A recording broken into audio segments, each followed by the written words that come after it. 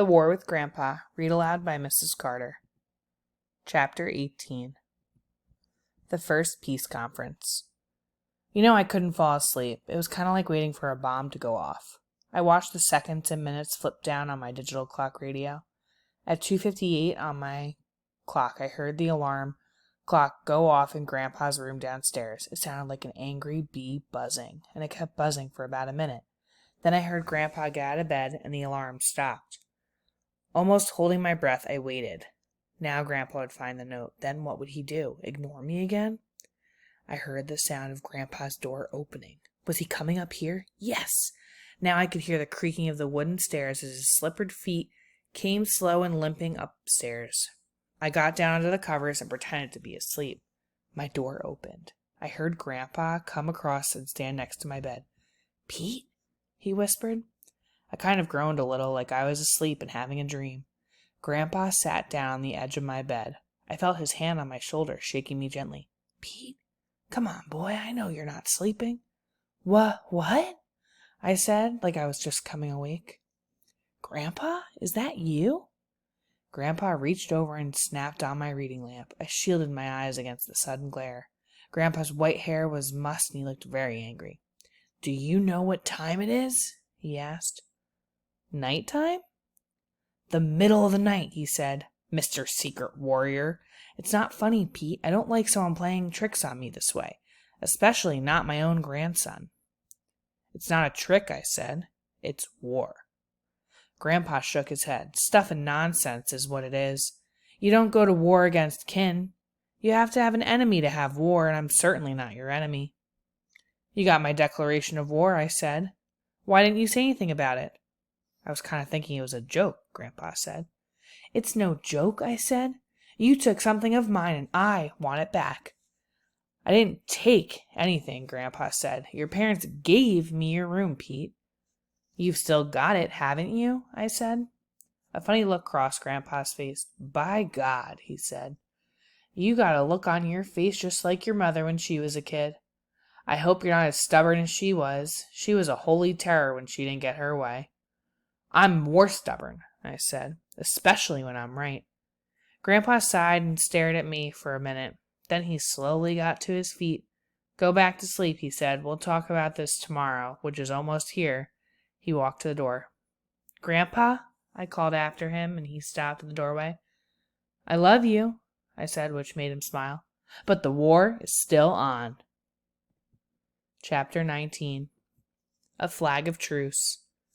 The next morning, Grandpa didn't come down to breakfast until almost 11 o'clock. And he wasn't dressed either like he usually was. Mom gave him his breakfast of toast and coffee, and he sat at the table eating it and reading the newspaper. He didn't even so much as say good morning to me or anything, even though I was sitting right at the table with him. On the other hand, he didn't tell Mom anything about what had happened during the night. I was glad about that. In the afternoon, Mom took Jennifer off to buy her some new shoes.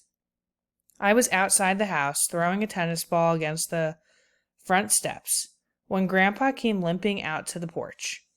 He watched me throw for a while, watched me fumble the ball a few times. "Soft hands," he said.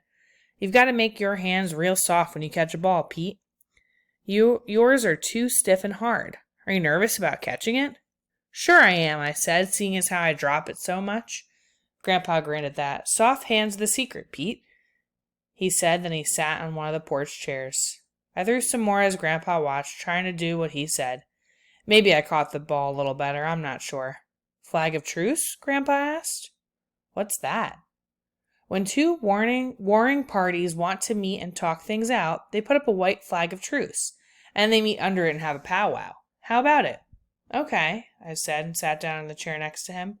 "Does the white flag mean you're surrendering?" "Certainly not. I just want to tell you a few things, okay?" "Shoot," I said. Let's talk." "Look, Peter, this situation is kind of out of my control, if you see what I mean." Grandpa looked down at his hands, which were big and knobby and had these little brown spots all over. "I didn't want to come up here from Florida and take your room. No way I wanted to do that. It's just the way things worked out, you understand?" I nodded. "I didn't want to retire from my business, for that matter," Grandpa said. "But when Grandma got sick, that's what I had to do. Didn't want to move to Florida either, away from all the people I love, and didn't want Grandma to die. It was lonely rattling around in that house we had down there, very lonely. So here I am, and I guess you're stuck with me. I understand all that, Grandpa, I said. Good, he nodded. But I still want my room back. Oh, Petey, he said, kind of shaking his head. I think maybe you're a little spoiled. Maybe because you've always had everything you want. I only want what's mine, I said. Single-minded, he said, just like your mother. Your own room and everything. Let me tell you, when I was a boy, I had to sleep in the same bed with your Uncle Dave. Bad times, Petey, very hard times. We ate spaghetti a lot and beans, and I never had 2 nickels to rub together. If I got a penny, it was a big thing. A penny meant I could go to the store and buy candy. And I sure took a lot of time deciding which candy. Now look at you and Jenny. Great big house, lots of toys, good clothes, plenty to eat. You don't know about really wanting something and doing without, do you? I know I want my room, and you've got it. Stubborn, Grandpa said, stretching the word out. I think maybe it'll be good for you to do without, Petey. Really, I do. So you're not changing rooms with me? I asked. Nope. When the flag of truce is over, I said, getting up. Come on.